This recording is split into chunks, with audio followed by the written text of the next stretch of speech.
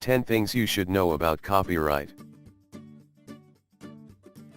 1. What is a copyright?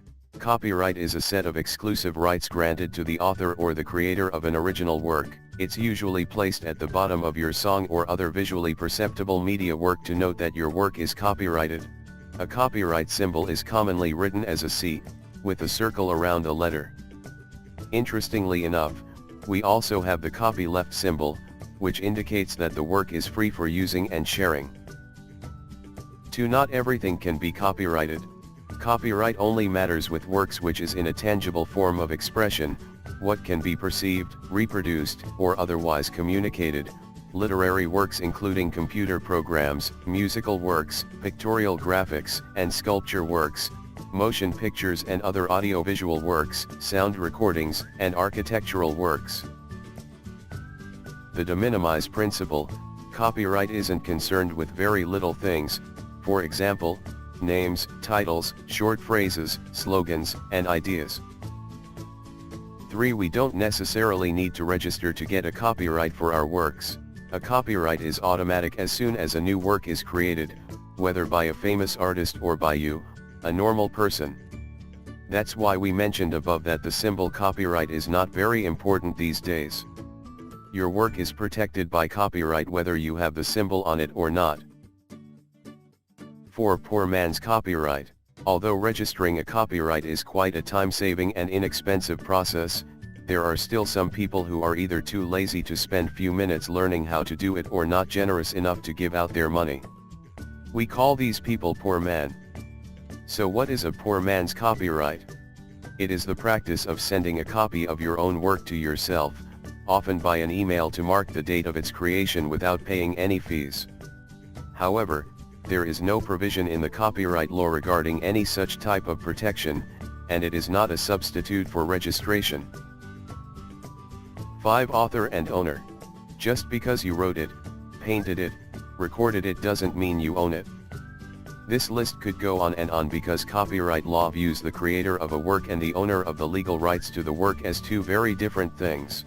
Author is the person who directly creates the works. An owner is the one who spends their time and money on or provides facilities that needed for the creation of the works. 6. Author's rights and owner's rights. This clarifies what can we get if we create or own a copyrighted work. Copyright comprises moral rights, rights of the author, and economics rights, rights of the owner, in which each includes smaller rights stated clearly in the model below. This model comes from Berne Convention. However, in some big countries such as United States, Russia, Australia, moral rights, or we say the right of the author, have no general protection. It is the economic rights that are more mentioned and cared about.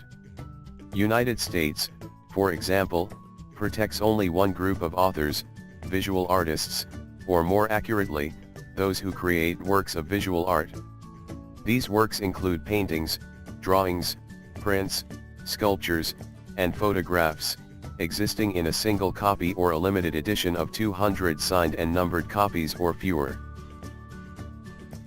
7. How long can a copyright registration protect our works? In most countries, the duration of copyright is dependent on the duration of the author's life. After he dies, his estate can exercise the copyright for at least 50 more years.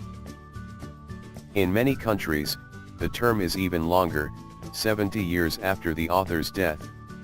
If there are multiple authors, we consider the life of last surviving author plusing 50 or 70 years depending on the regulations of each regions. 8. What happens after a copyright has expired? Pictures, compositions, and other works whose copyright protection has expired or works that were never covered by copyright law are not copyright protected and are considered in the public domain, thus can be legally used by anyone. 9. If we are neither an author nor an owner of a copyrighted work, how can we use it legally?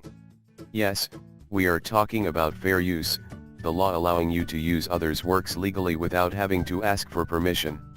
Fair use includes 4 factors, which are purpose, nature, amount, impact on the market. Purpose includes non-profit, educational purposes, and transformative use are accepted.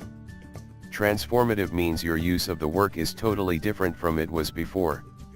Nature is factual information designed to be cited or reused to some degree, but when it comes to creative works, it is harder to argue fair use. Amount is that you should only use a small amount of the work and then add new meanings to make it original. Impact on the market. This answers the question, does the way you use the work hurt the creator or negatively affect the sales of it on the market?